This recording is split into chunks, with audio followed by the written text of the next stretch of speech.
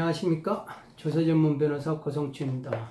오늘은 제 세금으로 보는 세상 이야기 책에서 계속 이야기를 해 보겠습니다.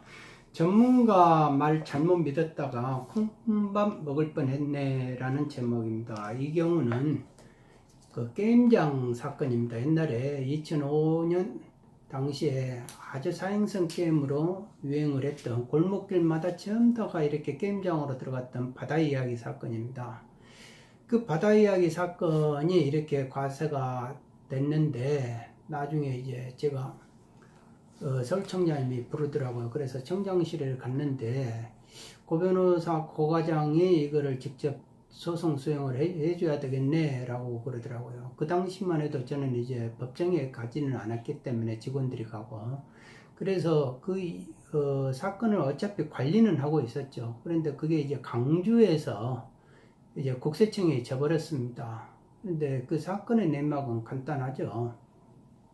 가령 이제 10,000원에 이제 게임장 이용료를 받으면은 10,000원에 대해서 부가세 10% 해가지고 1,000원을 과세를 해버린 거예요. 그런데 게임장 업주들은 그건 무슨 소리냐, 우리가 게임장 협회 협회에서 다 전문가들한테 물어보고 다 해서 9,600원이 경품권 가액으로 나간대요. 그러니까 그 10,000원에서 9,600원을 뺀 나머지 400원만 내가 부가가치를 창출한 거니까 400원에 대한 10% 40원만 과세해라 라고 했는데 그거에 대해서 1,000원을 해버렸기 때문에 이 사람은 게임장 업주들은 세금을 그럼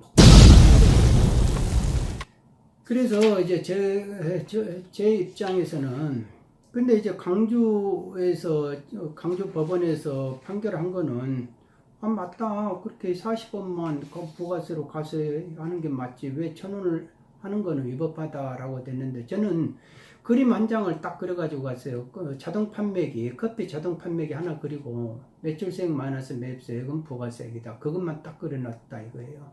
우리가 1,000원을 넣었으면은 1,000원에 대해서 그 사람이 커피 판매하는 것이 1,000원을 판 것이지 거기에다가 커피 프림, 설탕, 커피 원료 이런 거 다 빼줘가지고 파는 게 아니다. 그러니까 매출세액은 1,000원에 대해서 10%인 그 공급가액은 1,000원이 된다 라고 이런 식으로 이제 말을 했죠. 그러니까 결론적으로는 결국 과세관청이 이겼습니다. 그 뒤로. 그래서 이제 전부 다가 이게 다 정리가 돼 버렸죠. 그러니까 그동안에 뭐 검찰 경찰 이렇게 단속하고 그랬는데 돈이 생기는데 10,000원에 40원만 내는데, 세금을 내는데 그러면 당연히 돈을 벌죠. 그런데 1,000원을 내라고 하니까 이제는 돈을 못 버니까 다 이제 수면으로 이제 잠수를 타버린 거죠. 다 끝나버린 거죠. 일시에 정리가 된 겁니다. 바로 이렇게 세금이 무서워요. 그런데 또 국세청은 조세 포탈까지 고발을 해버린 거예요. 개인기별로 매출액을 기재하는 등 일일 정산표를 작성하지 아니하고 문화관광부 고시의회 작성 보관하게 되어 있는 경품 구매 대장을 폐기하는 매출이 적거나 없었던 것처럼 조작하는 부정한 방법으로 부가세를 포탈했다라는 식이죠.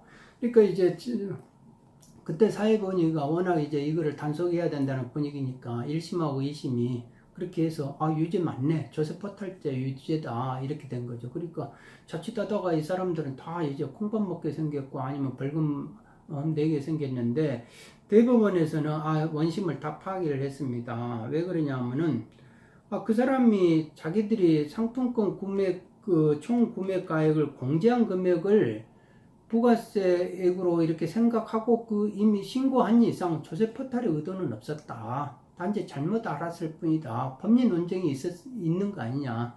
그래서 사기기타 부정한 행위까지는 안 된다. 라고 해서 이제 그 부분은 조세 포탈죄는 다 무죄로 선고됐습니다. 이렇게 해서 바다 이야기가 정리가 된 겁니다. 여기서 제가 말씀드리고 싶은 거는 게임장 협회도 전문가한테 다 자문을 얻었다고 그래요. 일설에 의하면 이제 국세청 담당 과에다가 이제 다 물어봤다고 하는데, 중요한 거는 법령하고 맞지 않으면은 다시 과세해도 되는 거예요. 왜?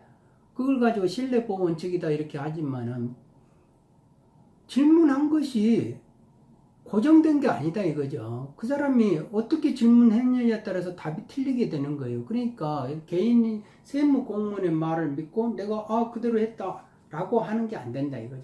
그게 이제 어떻게 공신력이 생기려면은 여러 차례가 이렇게 누적이 돼야 된다. 그것도 서면으로라든지 이런 것이 그러지 않고 한 번 물어본 것 가지고 우리는 세무 공무원 믿고 했는데 국세청 믿고 했는데 이게 안 된다 이거예요. 그러니까 그만큼 세금 신고는 부가세는 이제 신고 납세 세목이잖아요. 그러니까 알아서 신고해라.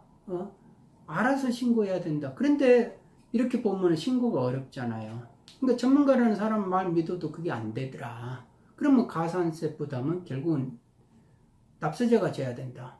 그리고 조세 포탈죄로 하마터면 벌금하고 이거 혹여나 이렇게 실형이 나왔으면 어쩔 뻔했습니까? 그러니까 콩밥 먹을 뻔했죠. 그만큼 세금은 물어보고 뭘 하려 해도 이렇게 어렵더라. 그러니까 법리적으로 훈련된 사람들한테 자문을 받는 게 그게 상당히 중요하다. 그겁니다. 네, 이상입니다. 감사합니다.